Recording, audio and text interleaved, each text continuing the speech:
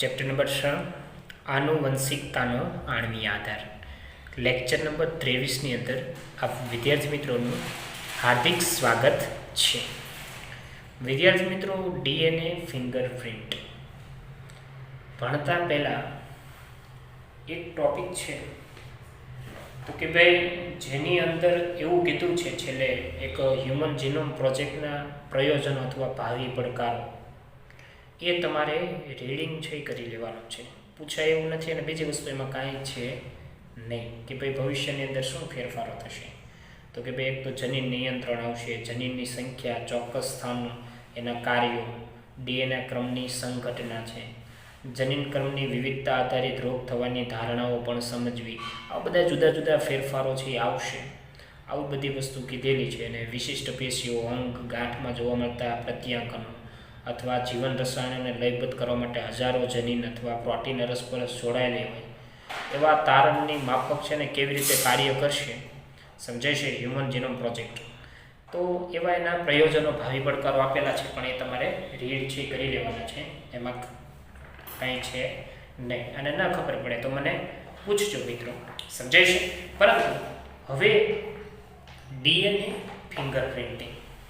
તો ડીએનએ ફિંગરપ્રિન્ટિંગની વાત કરીએ આપણે મિત્રો, તો આપણને ખ્યાલ છે તો કે ભાઈ ગામડા લેવલ છે કે કોઈ બી જગ્યાએ આપણે થમ્સઅપ અંગૂઠાની ફિંગરપ્રિન્ટ છે, કોઈ બી આંગળીની ફિંગરપ્રિન્ટ છે, ફિંગર છે આપણે આપતા હોઈએ છીએ આધાર કાર્ડ કે એની માટે.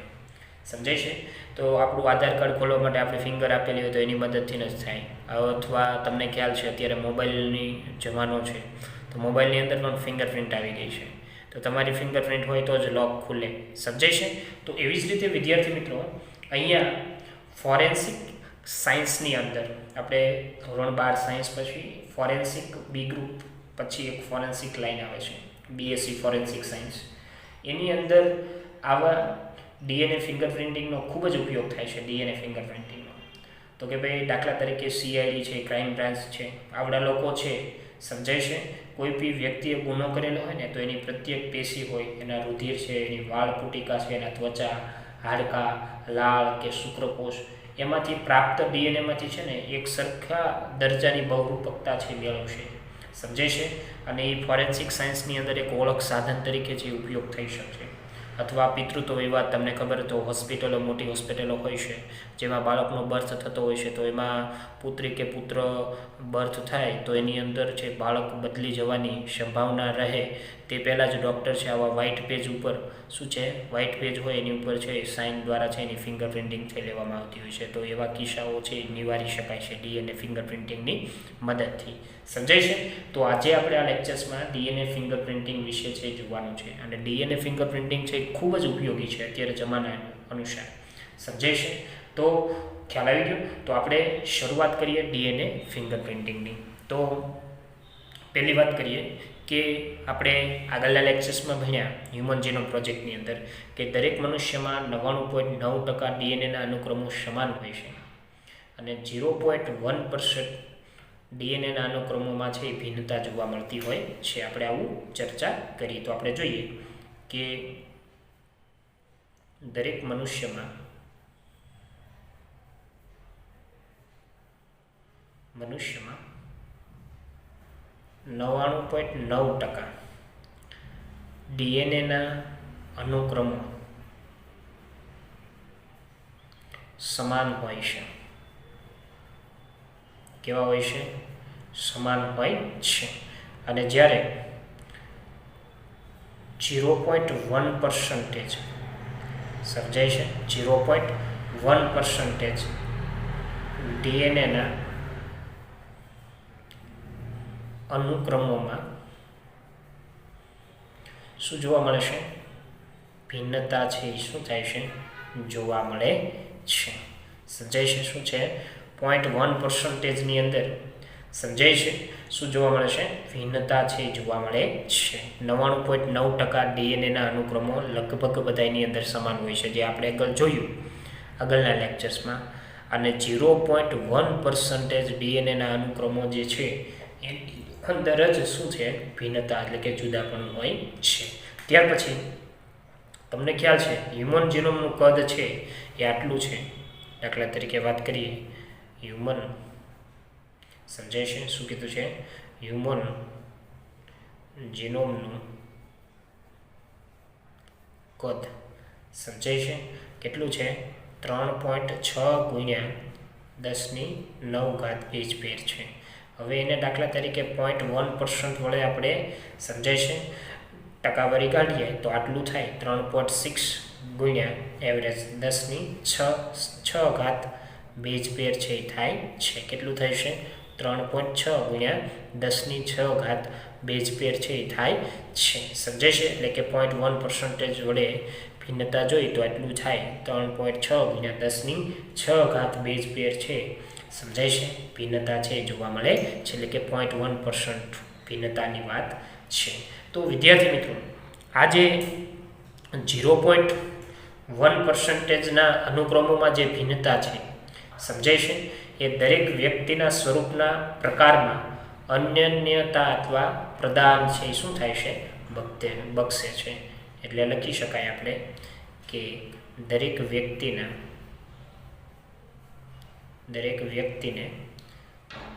સ્વરૂપ પ્રકારમાં અનન્યતા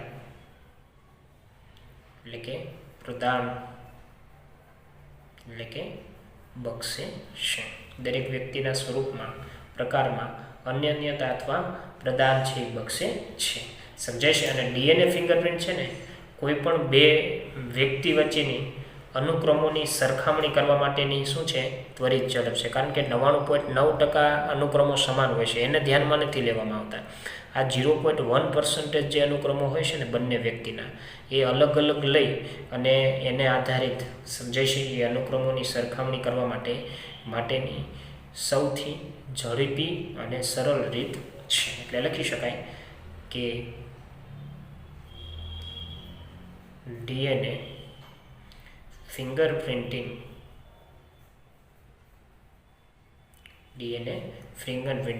એ કોઈ પણ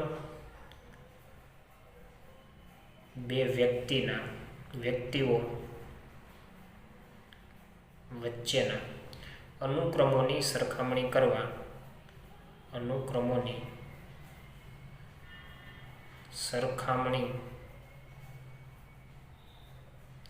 કરવા સમજાય છે? શું કીધું છે? માટેની કેવી રીત છે? ત્વરિત એટલે કે ઝડપી રીત છે. સમજાય છે? કેવી રીત છે? ત્વરિત એટલે કે ઝડપી રીત છે. સમજાય છે? તો આપણે એને આધારિત પુનરાવર્તિત ડીએનએ વિશે આપણે જોઈએ. સમજાય છે? કેના વિશે ભણવાનું છે? પુનરાવર્તિત ડીએનએ. સમજાય છે? ટોપિક બાંધીએ આપણે અહીંયા. પુનરાવર્તિત ડીએનએ. કેવો ડીએનએ છે? પુનરાવર્તિત ડીએનએ. રેપિટેટિવ ડીએનએ તરીકે પણ ઓળખી શકાય. સમજાય છે? ટેટિવ ડીએનએ તરીકે પણ ઇંગ્લિશમાં આપણે એને ઓળખી શકાય. નીટ છે એટલે આપણે ઇંગ્લિશ વર્ડ્સ પણ યાદ રાખવા પડે. તો આપણે રેપિટેટિવ ડીએનએ કોને કહેવામાં આવે છે એની વ્યાખ્યા લખવી હોય તો શું કહી શકાય કે ડીએનએ ફિંગરપ્રિન્ટમાં ડીએનએના અનુક્રમમાં આવેલા કેટલાક વિશિષ્ટ પ્રદેશો વચ્ચે જોવા મળતો તફાવત છે લેવામાં આવે છે. કારણ કે 0.1% જેટલો જે તફાવત જોવા મળે છે એને જ ધ્યાનમાં લેવામાં આવે છે, જેને શું કહેવાય? પુનરાવર્તિત ડીએનએ કહેવામાં આવે છે. એટલે લખી શકાય કે ડીએનએ ફિંગરપ્રિન્ટમાં સમજાય છે ડીએનએ અનુક્રમમાં સમજાય છે? શું કીધું છે? ડીએનએ અનુક્રમમાં આવેલા કેટલાક વિશિષ્ટ પ્રદેશો વચ્ચે જોવા મળતો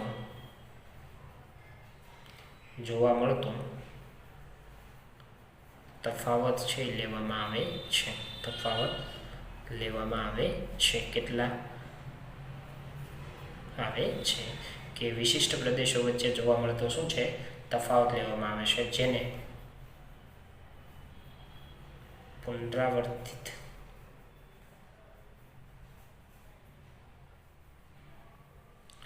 ડીએનએ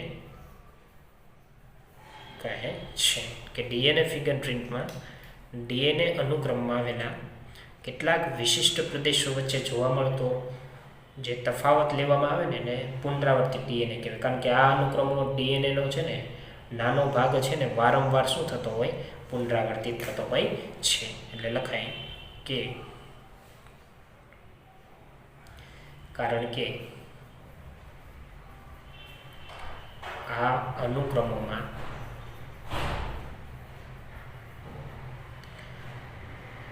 ડીએનએનો નાનો ભાગ વારંવાર પુનરાવૃત્ત થતો હોય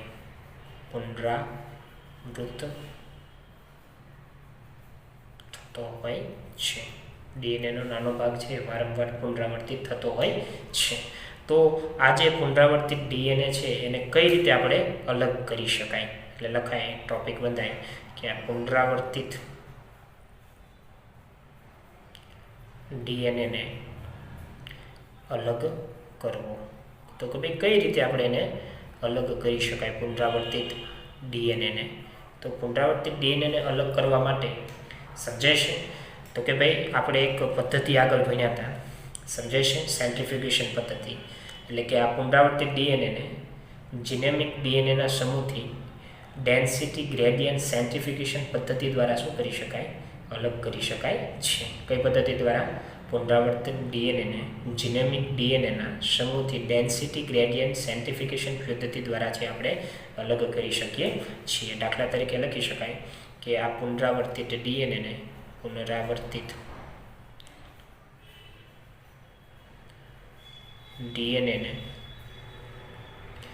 જીનેમિક શું કીધું છે? જીનેમિક ડીએનએના સમૂહથી સમજાય છે ડેન્સિટી ગ્રેડિયન્ટ સમજાય છે સેન્ટ્રીફ્યુગેશન દ્વારા છે એ અલગ કરાય છે. શું થાય છે? કરાય છે કે ડેન્સિટી ગ્રેડિયન્ટ સેન્ટ્રીફ્યુગેશન પદ્ધતિ દ્વારા એને શું કરી શકાય છે? અલગ કરી શકાય. ડેન્સિટી એટલે ઘનતા અને ગ્રેડિયન્ટ એટલે એનો રેન્ક. ભારે તત્વ છે કે હલકું તત્વ છે?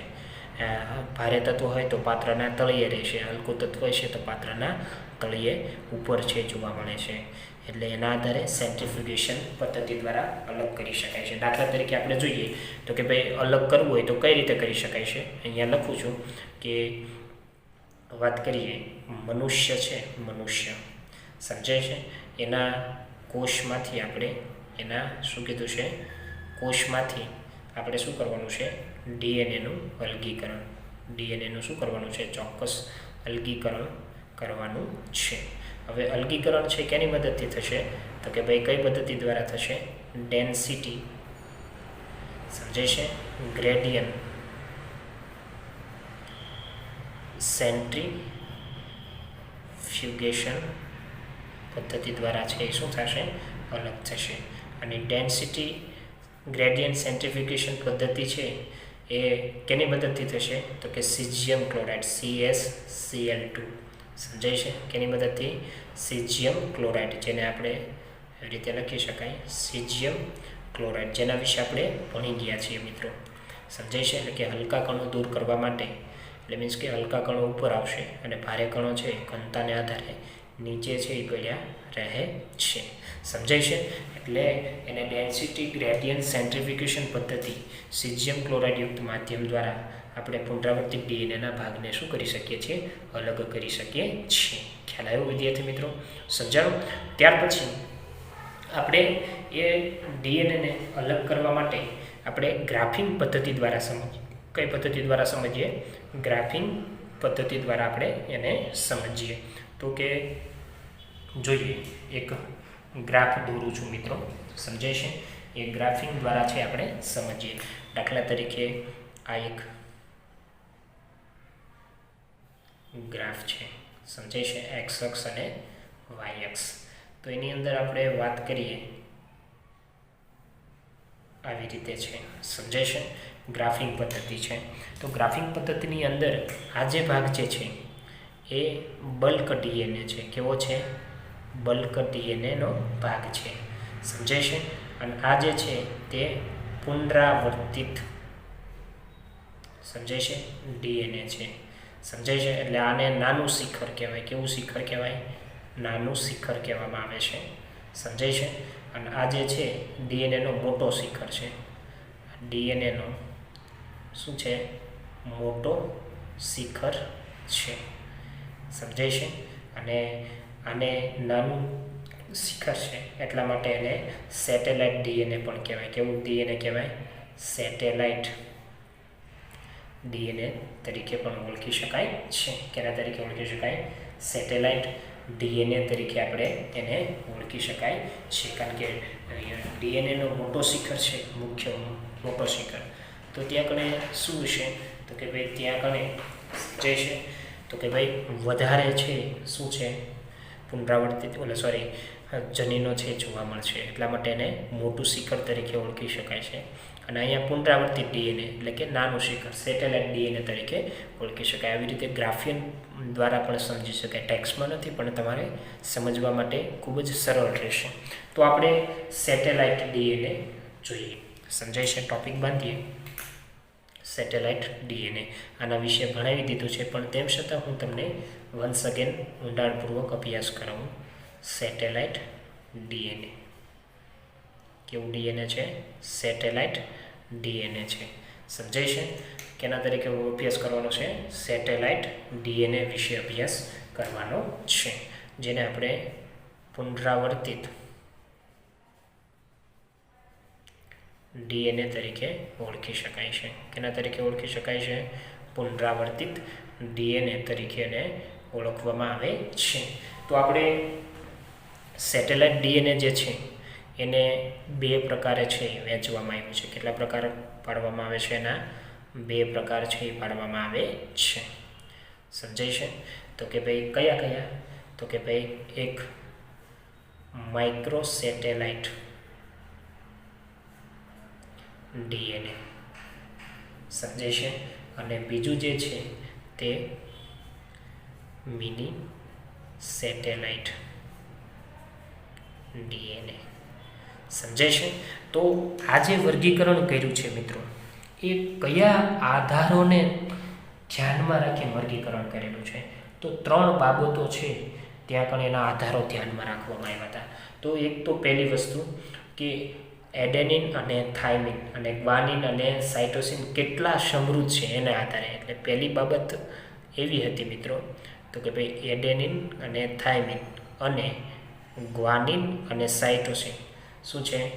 કેટલા સમૃદ્ધ છે, સમજાય છે? એને આધારે એનું ક્લાસિફિકેશન કરવામાં આવ્યું હતું. બીજી વસ્તુ કે એના ખંડોની લંબાઈ કેટલી છે? ખંડોની લંબાઈ કેટલી છે જેને ધ્યાનમાં રાખીને વર્ગીકરણ કર્યું હતું, સમજાય છે? અને ત્યાર પછી ત્રીજી બાબત એવી હતી કે પુનરાવર્તિત એકમોની સંખ્યા. પુનરાવર્તિત એકમોની સંખ્યા. આવી 3 બાબતને ધ્યાનમાં રાખી એનું શું કરવામાં આવ્યું હતું? વર્ગીકરણ છે કરવામાં આવ્યું હતું. તો વિદ્યાર્થી મિત્રો, માઇક્રો સેટેલાઇટ ડીએનએ જેની અંદર પુનરાવર્તિત એકમો છે 2 થી 8 બેઝ પેરના બનેલા હોય છે. આપણે લખીએ કે દાખલા તરીકે પુનરાવર્તિત એકમોમાં એકમો જે છે એ 2 થી 8 બેઝ પેરના શું થયેલા હોય છે? બનેલા હોય છે. કેટલા બેઝના બનેલા હોય છે? 2 થી 8 પેજના. જ્યારે મિની સેટેલાઇટ ડીએનએ જો બંનેનો તફાવત પણ થઈ શકે, સમજાય છે? જે પણ આપણે આગળ ભણી ગયા હતા તો કે ભાઈ પુનરાવર્તિત એકમો જે છે કેવા એકમો? પુનરાવર્તિત એકમો, સમજાય છે? જે કેટલા બનેલા હોય છે તો કે 10થી 100 ન્યુક્લિયોટાઇડ બેઝ પેરના બનેલા હોય છે, બેઝ પેરના બનેલા હોય છે. ખ્યાલ આવ્યો વિદ્યાર્થી મિત્રો? સમજાણું? અને આમાં પુનરાવર્તિત એકમોની સંખ્યા શું હોય છે? વધારે છે હોય છે. માઇક્રો સેટેલાઇટની અંદર પુનરાવર્તિત એકમોની સંખ્યા શું હોય છે? વધારે હોય છે. એનું એક એક્ઝામ્પલ લઈએ, સમજાય છે? તો એક્ઝામ્પલની અંદર આપણે STR, જેને કહેવાય શોર્ટ ટેન્ડમ, સમજાય છે? શું કહેવાય? શોર્ટ ટેન્ડમ રિપીટ્સ તરીકે ઓળખી શકાય. અને આનું એક એક્ઝામ્પલ લખીએ VNTR. આના વિશે વિગતવાર અભ્યાસ આગળના લેક્ચર્સમાં, નેક્સ્ટ લેક્ચર જે છેલ્લું આવશે ને એની અંદર કરવાનો છે, પણ એનું ફૂલ ફોર્મ કહી દઉં કે variable number of tandem repeats. Variable number of tandem repeats તરીકે આપણે એને ઓળખી શકાય છે. તો આપણે STR શોર્ટ ટેન્ડમ રિપીટ્સનું એક એક્ઝામ્પલ દ્વારા આપણે સમજીએ મિત્રો એને, તો કે ભાઈ કઈ રીતે એને લઈ શકાય છે. સમજાય છે? તો દાખલા તરીકે એને સમજવા માટે હું ઉદાહરણ લઉં છું. તો કે શોર્ટ ટેન્ડમ રિપીટ્સનું એક એક્ઝામ્પલ લઈએ. દાખલા તરીકે અહીંયા એકમો છે, આપણે અહીંયા દોરીએ, ચલો ને. સમજાય છે? તો કે ભાઈ એક એકમ છે ATGC, પછી ATGC, ATGC, ATGC. સમજાય છે? તો દાખલા તરીકે સમજાય છે? આ શું છે તો કે ભાઈ આ એક એકમ છે, આ બીજો એકમ છે, આ ત્રીજો એકમ છે, આ ચોથો એકમ છે. આવી રીતે ઘણા બધા એકમો છે એ શું થાય છે? જોવા મળતા હોય છે. સમજાય છે? એટલે કે પુનરાવર્તિત એકમોની સંખ્યા શું છે? વધારે છે. શું છે? પુનરાવર્તિત એકમોની સંખ્યા શું છે મિત્રો? વધારે છે. સમજાય છે? એટલા માટે, એટલે કે 2 થી 8 ન્યુક્લિયોટાઇડ છે વારંવાર પુનરાવર્તિત થતા હોય છે. સમજાય છે? કેવા થતા હોય છે? વારંવાર 2 થી 8 ન્યુક્લિયોટાઇડ છે વારંવાર રિપીટ થાય છે. એટલા માટે એને માઇક્રો સેટેલાઇટ DNA તરીકે આપણે ઓળખી શકાય છે. સમજાય છે? ત્યાર પછી મિની સેટેલાઇટ DNA, આ જે છે એક્ઝામ્પલ્સ છે આ માઇક્રો સેટેલાઇટનું છે. હવે જે ઉદાહરણ આપું છું તમને, જે કેનું આપું છું? મિની સેટેલાઇટનું. Mini satellite example. તો દાખલા તરીકે આપણે વાત કરીએ મિની સેટેલાઇટના એક્ઝામ્પલની, તો તમને ખ્યાલ છે, એક વાત કરીએ તો કે ATGC, TC, ATCG 3, 6, 9, 10. સમજાય છે? તો કે ભાઈ આ એક એકમ છે. એવી જ રીતે ATGC, TC, ATCG, આવી રીતે આ બીજો એકમ. તો આવી રીતે ઘણા બધા એકમો શું થયેલા હોય છે? પુનરાવર્તિત થયેલા હોય છે. 10 થી 100 ન્યુક્લિયોટાઇડ બેઝ પેરના હોય છે. એટલા માટે આ પુનરાવર્તિત એકમોને શું કહેવાય? મિની સેટેલાઇટ એકમ તરીકે ઓળખી શકાય છે. તો આપણે અહીં એનું એક ઉદાહરણ લીધું છે VNTR. શું લીધું છે? VNTR. તો આપણે VNTR વિશે આપણે થોડુંક જોઈએ ઊંડાણપૂર્વક. સમજાય છે? કેના વિશે જોઈએ? VNTR. તો આપણે જોઈએ VNTR.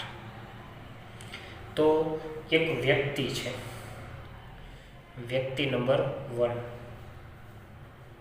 સમજાય છે? હવે વ્યક્તિ નંબર 1 ની અંદર આપણે દાખલા તરીકે આ પુનરાવર્તિત એકમ છે, એની સાથે બીજો છે, ત્રીજો છે. આ વ્યક્તિની અંદર પુનરાવર્તિત એકમોની સંખ્યા શું છે? દાખલા તરીકે સપોઝ કેટલી છે? 3 છે. સમજાય છે? શું છે? પુનરાવર્તિત એકમો. આ જે નિશાની જે છે એને કેના તરીકે લેવાની છે? પુનરાવર્તિત એકમો તરીકે લેવાની છે. તો કે આ વ્યક્તિની અંદર પુનરાવર્તિત એકમોની સંખ્યા જનીનની કેટલી છે બેઝ પેરની? તો કે ભાઈ 3 વખત છે. ત્યાર પછી હવે વ્યક્તિ નંબર 2 લઈએ. તો કે ભાઈ દાખલા તરીકે આ 1 છે, આ 2 છે. તો આ વ્યક્તિની અંદર પુનરાવર્તિત એકમોની સંખ્યા કેટલી છે? 2 છે. કેટલી છે? 2 છે. ત્યાર પછી વ્યક્તિ નંબર કેટલા લઈએ? 3 લઈએ. તો કે ભાઈ આની અંદર પુનરાવર્તિત એકમોની સંખ્યા 2, 3, 4, 5. એટલે કે આની અંદર કેટલી સંખ્યા છે? 5 પુનરાવર્તિત એકમોની સંખ્યા છે. સમજાય છે? એટલે એવું કીધું છે કે પુનરાવર્તિત એકમો છે 10 થી 100 બેઝ પેર ન્યુક્લિયોટાઇડના છે એ શું થયેલા હોય છે? બનેલા હોય છે. એટલે બધા જ વ્યક્તિઓની અંદર પુનરાવર્તિત એકમોની સંખ્યા છે એ અલગ અલગ હોય છે. તો આપણે મિની સેટેલાઇટ જે છે એનો આપણે ઉપયોગની વાત કરીએ. સમજાય છે? તો એનો ઉપયોગ ક્યાં થાય છે? તો કે ડીએનએ ફિંગર પ્રિન્ટિંગમાં. સમજાય છે? કેમાં થાય છે? ડીએનએ ફિંગર પ્રિન્ટિંગમાં ઉપયોગ છે એ થાય છે. તો આ રીતે સમજાય છે સીઆઈડીની અંદર છે શું છે? સંશોધન છે જોવા મળતું હોય છે. ખ્યાલ આવ્યો વિદ્યાર્થી મિત્રો? ત્યાર પછી વાત કરીએ તો કે ભાઈ વીએનટીઆરનું જે કદ છે, સમજાય છે? કેનું કીધું છે? વીએનટીઆરનું કદની વાત કરીએ આપણે. સમજાય છે? તો કે ભાઈ 0.1 થી સમજાય છે કેટલું હોય છે? તો કે ભાઈ 20 KB હોય છે. સમજાય છે? કેટલું હોય છે? 20 KB. કેબીનો મતલબ અહીંયા લેવાનો છે કિલો બેઝ. કેટલો મતલબ લેવાનો છે? Kilo base.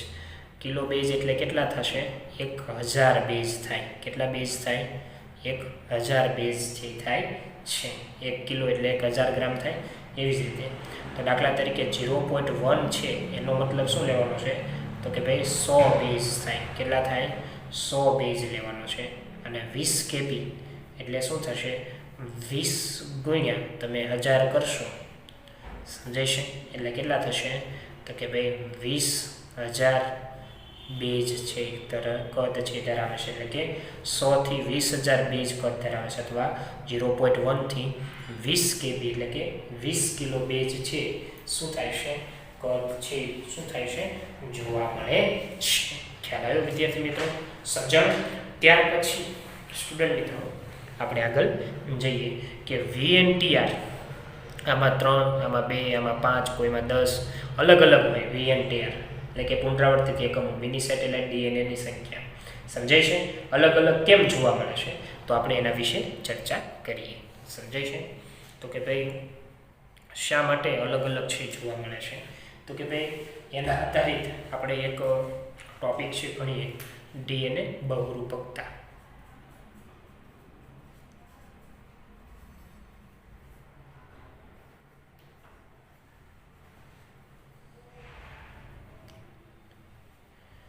ડીએનએ બહુરૂપકતા. તો ડીએનએ બહુરૂપકતાની આપણે ચર્ચા છે કરવાની છે મિત્રો. સમજાય છે? હવે ડીએનએ બહુરૂપકતા છે ને એ તમને ખબર છે કેના કારણે જોવા મળે? વિકૃતિના કારણે છે જોવા મળે છે. કેના કારણે જોવા મળે છે? વિકૃતિના કારણે જોવા મળે છે. લખવાનું કે ડીએનએ બહુરૂપકતા ડીએનએ બહુરૂપકતા વિકૃતિને કારણે જોવા મળે છે. કેના કારણે જોવા મળે છે? વિકૃતિના કારણે છે શું થાય છે? જોવા મળે છે. સમજાય છે? ખ્યાલ આવ્યો વિદ્યાર્થી મિત્રો? તો એની અંદર નવી વિકૃતિની વાત કરીએ તો કોઈ પણ વ્યક્તિમાં નવી વિકૃતિ તેના દૈહિક કોષ અથવા જનન કોષ એટલે કે કોષો કે જે લિંગી પ્રજનન કરતા સજીવોના જન્યુનું નિર્માણ કરે છે ને એની અંદર છે એ ઉદ્ભવતા હોય છે. એટલે કે નોન કોડિંગ અનુક્રમ ડીએનએ બહુરૂપકતા વિકૃતિના કારણે જે જોવા મળે છે જેમાં નોન કોડિંગ અનુક્રમ એટલે કે જનન કોષોમાં વિકૃતિ પ્રેરાય. અને એ જનન કોષોમાં વિકૃતિ પ્રેરાય એટલે વ્યક્તિની સંતાન ઉત્પન્ન કરવાની ક્ષમતામાં શું થાય? ફેરફાર થાય. તો એ તે વિકૃતિ આગળની સંતતિમાં શું થાય છે? સ્થાનાંતરિત થાય છે. એટલે કે આગળની સંતતિમાં દાખલ થાય છે. આથી વિકૃતિ એક પેઢીમાંથી બીજી પેઢીમાં શું થાય છે? એકત્રિત થાય છે. અને તેના ફળ સ્વરૂપે શું છે? વિવિધતા અથવા બહુરૂપકતા શું થાય છે? ઉત્પન્ન છે એ જોવા મળે છે. સમજાય છે? ખ્યાલ આવ્યો? તો દાખલા તરીકે આપણે લખીએ અને સમજાય છે કે નોન કોડિંગ અનુક્રમો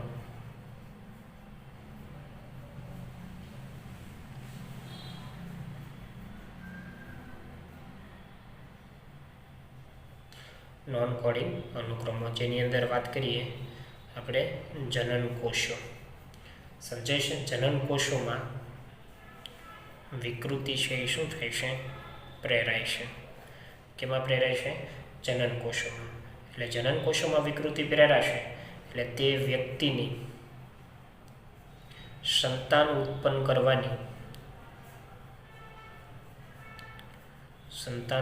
કરવાની ક્ષમતા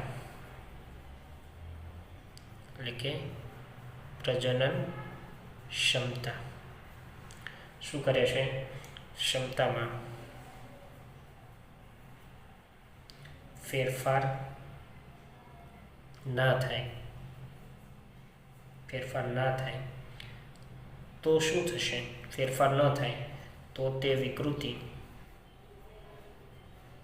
સમજાય છે? આગળ છે ને સંતતિમાં દાખલ એટલે કે સ્થાનાંતરિત થાય છે.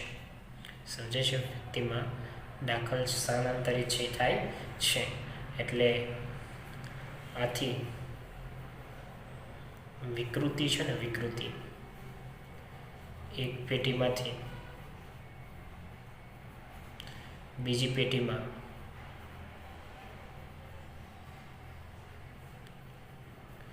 એકત્રિત થાય છે. સમજાય છે? તેના ફળ સ્વરૂપે વિવિધતા અથવા તેના ફળ સ્વરૂપે વિવિધતા અથવા બહુરૂપકતા શું થાય છે? ઉત્પન્ન થાય છે. સમજાય છે? શું થાય છે? વિવિધતા અથવા બહુરૂપકતા છે એ શું થાય છે? થાય છે. અને બહુરૂપકતા છે ને વિવિધ પ્રકારની હોય છે, જેમાં એક ન્યુક્લિયોટાઇડથી લઈને મોટા પાયે શું થતા હોય છે? પરિવર્તન થતા હોય છે. સમજાય છે? એટલે લખી શકાય કે બહુરૂપકતા વિવિધ પ્રકારની હોય છે. સમજાય છે? જેમાં એક ન્યુક્લિયોટાઇડથી લઈને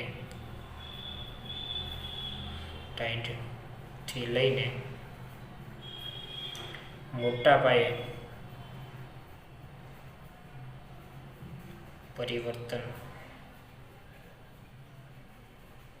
પરિવર્તન શું છે? થાય છે. ખ્યાલ આવ્યો વિદ્યાર્થી મિત્રો? સમજાય છે? મોટા પાયે શું થતા હોય છે? પરિવર્તન થતા હોય છે. જેની અંદર આપણે એક ઉદાહરણ આગળ ભણી ગયા. સમજાય છે? તો કે ભાઈ એની અંદર આપણે એવું એક ઉદાહરણ જોયું હતું મિત્રો, તો કે સિંગલ ન્યુક્લિયોટાઇડ પોલીમોર્ફિઝમ્સ એટલે કે સ્નિપ્સની પ્રક્રિયા. કઈ? તો કે ભાઈ સિંગલ ન્યુક્લિયોટાઇડ સમજાય છે?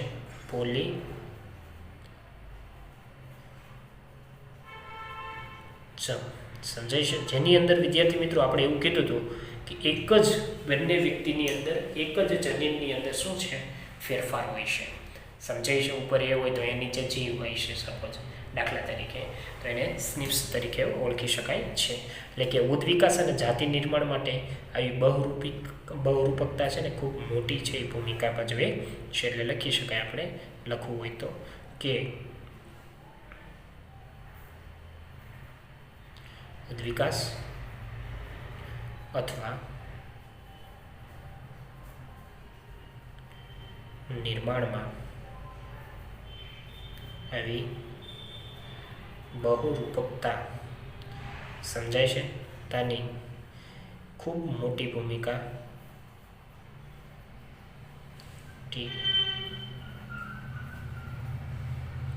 શું થાય છે? તો કે ભાઈ ભજવે છે. ખૂબ મોટી ભૂમિકા શું થાય છે? ભજવે છે. વિદ્યાર્થી મિત્રો, કે આપણે આગળ 11 સાયન્સમાં પણ જોઈએ તો લિંગી પ્રજનન કરતા સજીવો જે છે, જેની અંદર શું થાય છે? વ્યતિકરણની ક્રિયા થાય છે. વ્યતિકરણ એટલે કે જનીનની શું થાય છે? અદલાબદલી છે થાય છે. અને જનીનની અદલાબદલીના કારણે પણ આવી ખૂબ જ મોટી બહુરૂપકતા છે સજીવોની અંદર શું થાય છે? જોવા મળે છે. હવે નેક્સ્ટ લેક્ચરની અંદર આપણે DNA ફિંગરપ્રિન્ટની તકનીકી વિશે જોવાનું છે. લાસ્ટ લેક્ચર છે આની પછીનો, એટલે 6થા નંબરનું ચેપ્ટર છે જીનેટિક્સનું, એ આપણે સંપૂર્ણ રીતે શું છે? પૂર્ણ થશે. તો આજે અહીંયા સુધી રાખવાનું છે વિદ્યાર્થી મિત્રો. બાકીનું નેક્સ્ટ લેક્ચરની અંદર જોઈશું. તો અસ્તુ. જય હિન્દ, જય Bharat. Thank you. Have a nice day.